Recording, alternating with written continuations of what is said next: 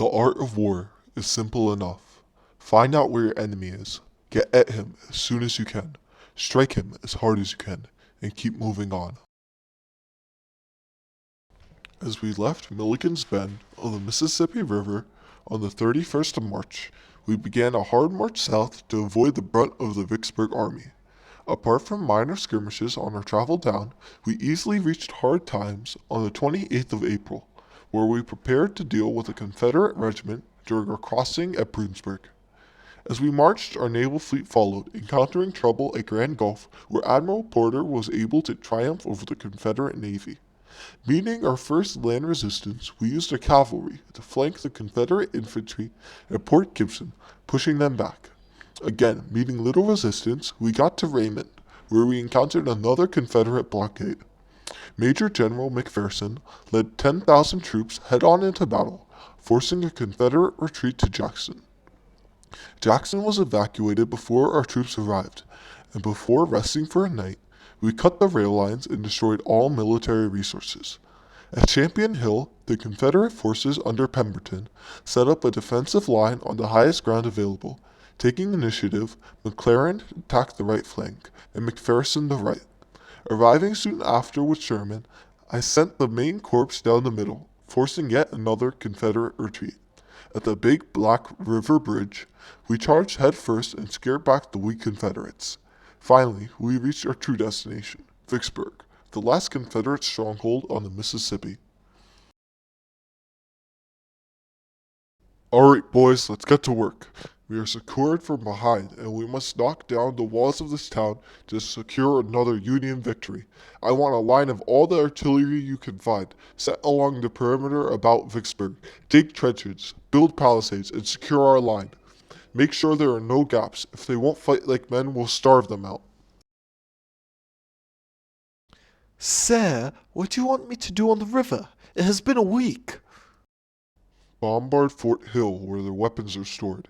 It is likely only lightly guarded. After that, take to assaulting the city. Yes, sir.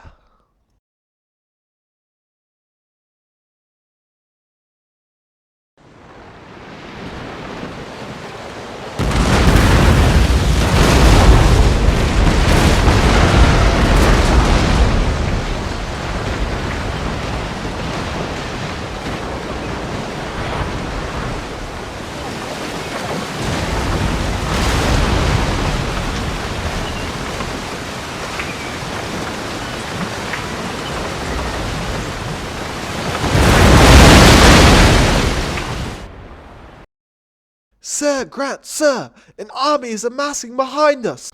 And who leads it? The scouts say that the forces are Johnston's. He is a considerable foe, but if he attempts to bring Pemberton support, then let it happen. It will just be more men for me to destroy. They will be marching to their doom. What if he attacks us in the back? We have more men, but prepare a lookout and send a regiment behind our supply carts. Oh, and by the way, we must hurry up the siege. Order the men to dig tunnels under the wall and fill them with gunpowder to prime them. Hey, I wonder what that sound is. There is no sound. Just pay attention to the field and watch for Union soldiers.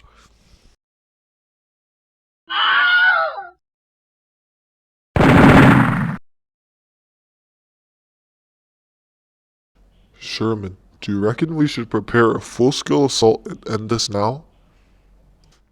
I was just about to suggest that, sir. Ready the troops for an assault on July 6th. We must allow Pemberton to escape before he gives in to the whims of the troops and surrenders. We move out on July 7th. Sir, we must surrender. The troops are exhausted. Morale is devastated. We can't go on like this. But we must. Johnston is coming. He has told me. He said he would be here a week ago, but the Union line has yet to be disturbed. The men are talking about deserting. Prepare the white flag. Tell Pemberton to come out, and he won't be harmed. We will discuss the terms of his surrender. Do you agree to these terms? Yes, they work.